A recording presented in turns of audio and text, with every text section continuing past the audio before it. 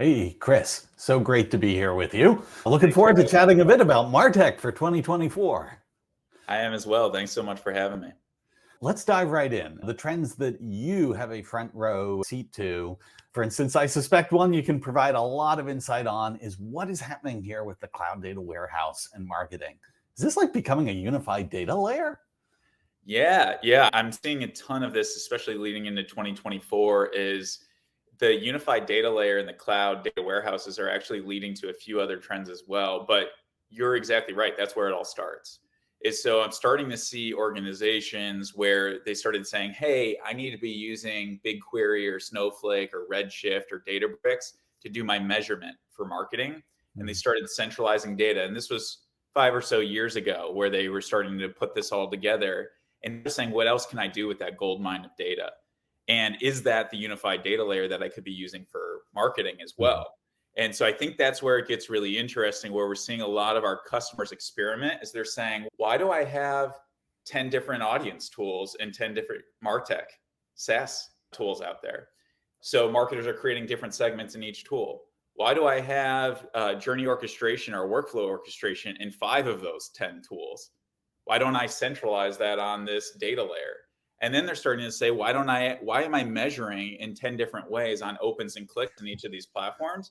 Why aren't I measuring that in that same data cloud? And so what we're almost starting to see is, like you said, there's this data layer, which is that data cloud. You have this freshest data about your customers where you're starting to do your measurement. But now marketing teams are starting to say, what if I had a unified audience platform just sitting directly on that data that allowed my marketers to self-serve? What if I could actually orchestrate journeys across channels from that same layer? And then, of course, what if I could do all my measurement of my marketing campaigns on revenue? So I think going into 2024, it's going to be very interesting to see how these other layers start to play out on that cloud data layer. Yeah. Oh man, this is fascinating. There are so many follow-up questions I want to get to with you about this. But actually, I want to even take this a little bit broader for a moment because, all right, if there are two major themes we seem to be hearing, one is, of course, what's happening with cloud data warehouses and the data layer. The other is Gen AI. It's all Gen AI all the time in the news these days. What's Yep. your perspective on what's happening with Gen AI, and how does this sort of intersect with that vision you were just describing?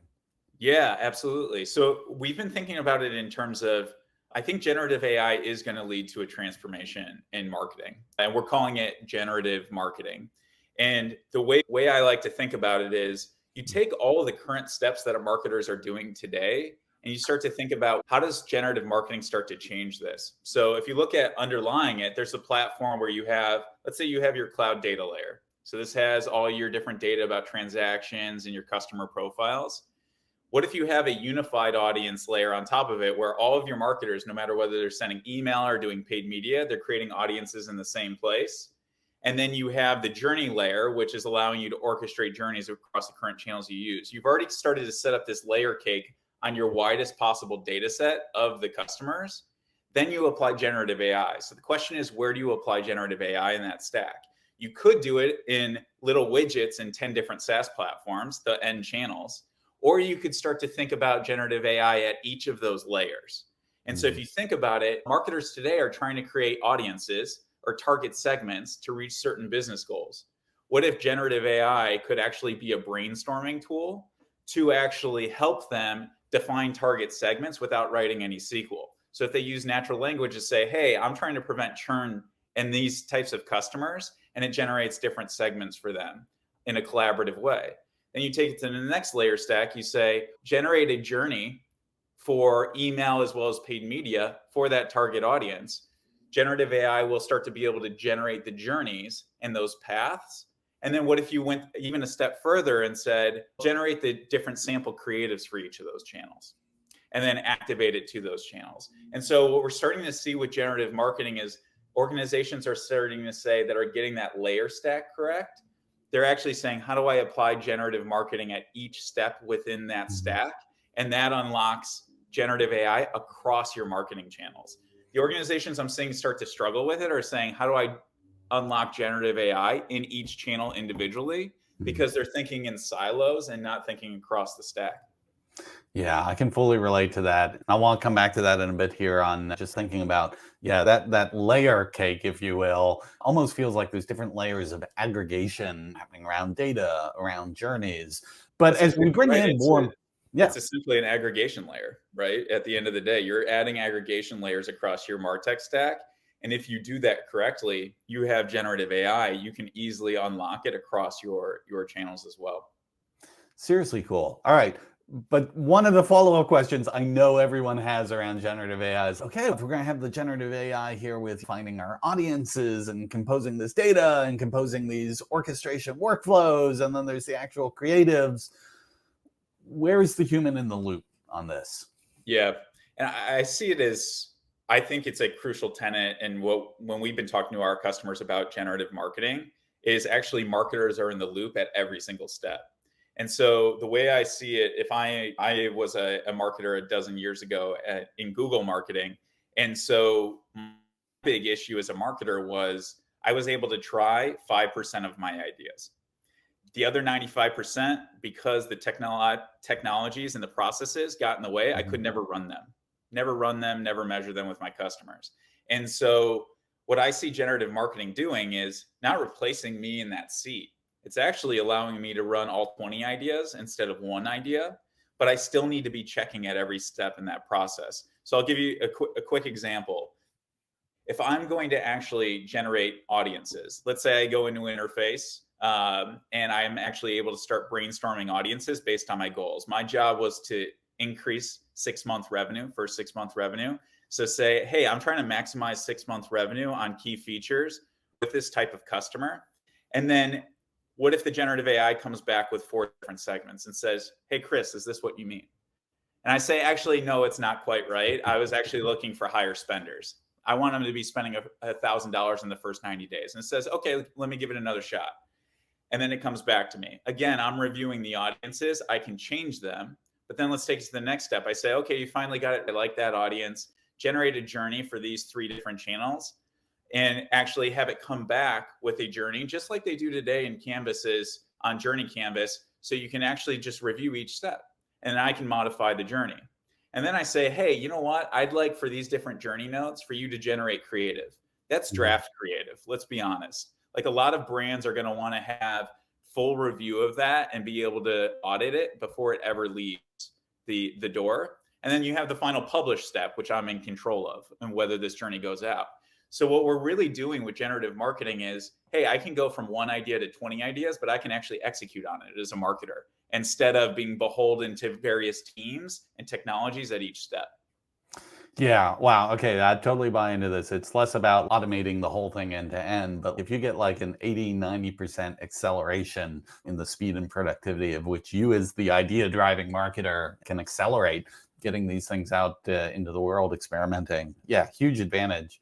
I think that continued watching Westworld into season 2 and season 3. But if anybody out there watched season 2 and season 3, the Westworld brain that that orchestrates all our lives from the center of this building, marketers don't want that. And actually, in Westworld, they end up destroying the computer. But if you think about it, humans know humans. And so, who knows a customer better than the marketer in seat? It's actually truthfully that they just want to be able to manifest their ideas faster. And that's, I think, generative AI and generative marketing is that assistive tool that we've been waiting for. Hmm. All right. Let me pull this back a bit here to actually where we originally started on the cloud data warehouse. Because I think for a lot of companies, right, very exciting the generative AI technologies that we're going to be able to layer on top of this foundation. But even that foundation itself, I think also has just a lot of other advantages for marketers, particularly as we're moving into more and more of a first party world. Do you have perspective on just the benefits from the data layer being spanning the whole organization? I honestly think one of the biggest problems in marketing today is there's silos. Teams are created to operate in silos. So most marketing teams are formatted by channel. You have an email team, you have a paid media team, you have an events team, you have a CRM team. And so if you've been in marketing, this is like literally how we organize the humans in our organizations is by channel. And then you have most tools are built out around those channels. And most data stacks, marketing data copies, are put in each of those channels. So the biggest problem in marketing right now is those silos create tons of friction. It's harder to get campaigns out the door. It's almost impossible to create a seamless journey across the channels. And so part of the job of the data layer is it's the first time, I think, in marketing technology, other than an all-in-one platform like an Adobe that tries to suck in all your data. It's the one time where you have this composable structure where you're saying, you know what? We're going to take one of the layers out of the Martech stack. We're going to say, have a unified cloud data warehouse at the bottom of all this and have it supporting all of the other tools. And then the next step is I need all of those tools to start to write back to that data layer. So if I get email sends going out through Braze, I want to know the email opens, sends, clicks in that same data layer. And what that foundation does is it starts to allow for opportunities to break down the silos in other places of the stack. And that's where you were talking about, Scott, like the aggregation layer, right? If I start to think about it, that's one part of the stack is the data layer, which then enables me to say, why do my marketers create audiences in 10 different tools? Why don't they just do it from there? If I really want to orchestrate a journey, do I have to migrate to an all-in-one platform like Adobe? Or can I just do it from the data layer and allow my marketers to use the tools they already use? And a lot of marketers and VPs today are saying, like, my only way to get to orchestrated audiences and journeys is to move over a 3-year path to an all-in-one platform. That's literally the choice they have to make, and millions of dollars in teams time spent to do it. And their end goal is fundamentally to get to an orchestrated journey. And so if you think about it, the data layer, by pulling it out and adding these other aggregation layers, you can actually get to it much faster. And I think that's the importance of the data layer, is it broke this wide open for MarTech. Yeah. All right. So I totally see the advantages. Aside from just even like having the ability to orchestrate across marketing, I still feel, boy, you thought it was challenging to get data from within marketing. If you wanted to get and leverage data from elsewhere in the company, other kinds of customer touch points or intelligence, that was even harder yet. So getting that all into the cloud data warehouse layer opens up a tremendous amount of first-party data for marketers. All good stuff. But are there new challenges that marketers need to really be ready for as they move to, okay, I had the challenge of all these different silos. Now perhaps I have a challenge of a very large space with everything in it. Yes. Yeah, I think the good news is the data platforms have accounted for some of this. You do need governance. You now have, so one thing is I've seen over the last year or two is that the data layer is now much easier to create. So literally analysts, this isn't really an engineering problem anymore.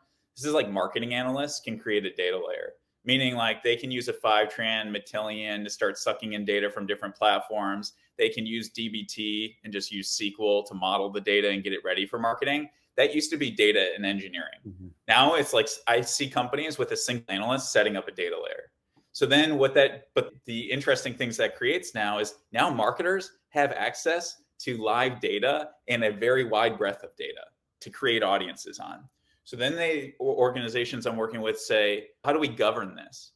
Now, the beauty is if you're working with a BigQuery, Snowflake, the governance tools are built right in. So that same analyst, that marketing analyst, can literally say, tag all the different fields, actually put descriptions of what those fields are and label them so that any layer that's sitting on top of it knows how to govern that data. And so the thing I love about that is it happens in one spot. Mm-hmm. So now any marketing tool coming to it, so like GrowthLoop, we're a unified audience layer and unified journey layer on top of that data stack. We actually allow our customers to set up different data sets and actually choose by column label which teams can see what. Because we work with a lot of large brands that have 10 different brands in marketing teams. They're not able to share data and look at each other's data. Yeah. And so they actually have a layer sitting on top of the data layer that allows different marketing teams to only use certain subsets of data. And the thing I like about that long term for the organizations is they're centralizing governance. You don't have to do it. Again, it's the silo problem of, do you have 10 silos of governance or do you have one at the data layer and you're allowed to actually use that across the channels? It makes a ton of sense. Does this then also, I would expect, naturally change the relationship between the marketing organization and IT or the data organization? Not to say they haven't had a relationship, but it sounds okay to really be successful in this kind of an architecture that has to be a much deeper partnership than when marketing had a lot of its own siloed universe. Yeah, I see two flavors of it. Like sometimes you'll see marketing. Okay, so let's say you have 10 different tools in your Martech stack. You're sucking in data in various ways. Typically, they had to go to the engineering team to say, "Hey, can you put these tags or these SDKs in our app or tags on our website because we're going to start sucking in data directly to this SaaS tool." Which the engineering team never liked anyways. They're like, "Yeah, let me put that on my 6-month roadmap and we'll see if we throw additional tags in, that's going to slow down our website so marketing can get data." So there was already contention there between the teams because IT actually just didn't like the approach. They're like, "Wait, so you're telling me to change my code so that we create another data silo for this random tool you want to use that I have no idea how it works and what it's doing?" And so those became, I think, contentious conversations. I was in a few of them in my marketing career. And so this actually starts to align the orgs a little better because usually there's a data team or a marketing analytics team that's working in BigQuery already today or Snowflake because they're doing it. If you have Tableau, you have Looker, or you have Power BI, just ask, what is the database underneath that? And there's usually a marketing analytics team or a data engineering team that's maintaining that database. And so the marketing team, the conversation becomes much easier because you say, "Hey, I love what you've built. What you've built is great. What I want to do is add a layer to it to make it extremely useful to drive revenue for the business. So now it's not just the BI layer, it's the marketing layer." And then they say, "Oh, that's interesting. I appreciate you flattering me because I think what I've built is great as well. And I would love if you'd use it for revenue driving use cases. And in fact, if we could do a presentation around this together to our C-level executives about how we're collaborating and you're using my stuff, that's going to help me in IT get promoted." So it almost gets rid of the friction we used to see was jam some tags in to slow down the website and allow me to create my silo. And it says, "Hey, I love what you've built. Let me expand upon it." All right. You definitely have a future in diplomacy, Chris. Oh, well done. All right. So we've talked a lot here about from an architecture perspective and how things are changing from the technology down into the org. What about the other direction? Just as marketers are trying to think about, okay, what can I do with this? Are there certain use cases that you've seen with your customers where you're like, okay, this is a great example of what this unlocks? Yeah. Yeah. I think what it starts to change is what I've seen with customers is they stop thinking as much in independent silos of, so I'll give you an example. I worked with a company that essentially they had an events team, a paid media team, and an email team. And the events team planned out their events for the entire year. It was a B2B organization. So they were trying to drive MQLs and SQLs, do a nurture funnel, an account-based marketing funnel. And the events ran in their own silo and they had to plan for the year. And then they said what their plan was. And then the email team was like, "Do we incorporate that? And what do we do with it? We need to push these features, whatever. We're just going to send these campaigns and we won't do anything around email," which meant the events team eventually had to create their own email campaigns as well. So they started getting in the email space. And so what we start to see in that organization was they were like, "Actually, we should just start talking about business goals. What are we trying to do?" In their case, they were trying to drive a higher rate of marketing qualified leads to sales qualified leads. They were trying to increase it from 30 to 40%. And they were like, "How do I create a journey, a nurture journey for each vertical of lead that comes in to drive that increase in conversion? And how do I use events, email, and paid media around it to drive it?" And so they start to think about goal first. And so in a consumer organization, we usually see that as get them from free trial to their first dollar spent, do cross-sell and upsell for the first 6 months to get them to a high LTV, and then do churn win back. And so when I'm talking with marketing organizations that are using this approach with the unified data layer and audience layer, they're starting to say, let's talk about goal first in these programs, run a win back journey, and then channel comes next. How does the channel fit and actually orchestrate to that goal? Because maybe I'm going to try to send them a set of emails. And then if they don't open them, I'm going to upscale it to paid media and offer a discount. And so that goal level thinking allows them to align the organization much easier than they could before. Super cool. Man, I could pick your brain for hours on this. I know we're running short of time. Any like closing advice you'd want to give to marketers as they're thinking about how they navigate this 2024 ahead? Yeah, I think what I'd like marketers to think about is I think today the have a very painful approach of having a bunch of different tools and a bunch of copies of data that they don't necessarily trust. And I think the fundamental message is that does not have to be the state of play. Mhm. And it is not your only option to buy yet another SaaS tool to aggregate all of it into a all-in-one platform to be able to unlock what you're trying to unlock, which is journeys. And traditionally, the technology approach of using a unified data layer and then what we're talking about with the aggregation layers feels hard. It's actually getting very easy, very fast. If you have one marketing analyst on your team and you actually bring in a data ingestion tool like Fivetran, you can start setting this up within a week. And you can actually have an aggregation layer like a GrowthLoop to help orchestrate with the current channels you have. So there's actually a much quicker solve here than has been possible before in Martech. So they should keep that in mind when they're getting their next all-in-one pitch and looking at a 3-year roadmap. Is it's not the only way out. Excellent. Thanks so much, Chris. Really appreciate your time and wishing you the very best on your journey in 2024. Thank you, Scott. Appreciate it as always. Thanks for having me.